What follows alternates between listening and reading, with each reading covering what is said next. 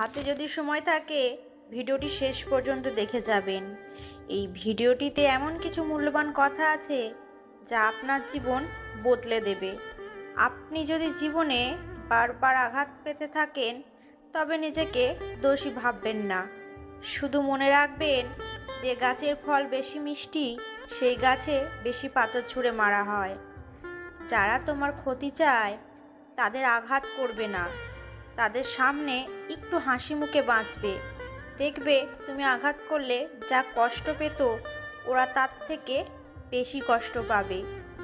সুখে থাকার দুটো পদ্ধতি: পরিস্থিতিকে বদলে দাও, নয়তো পরিস্থিতিকে বুঝে নিজেকে বদলে নাও।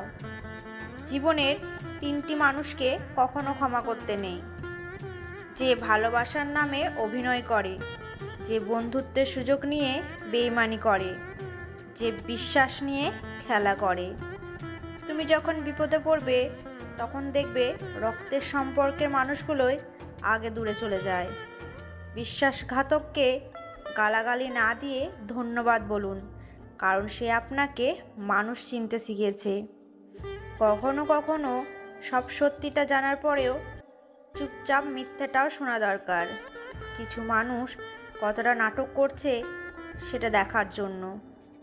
যদি কেউ তোমার সাথে কথা বলা বন্ধ করে দেয় তাহলে বুঝে নিও তোমার পেছনে তারা তোমারই নিন্দা করা শুরু করে দিয়েছে।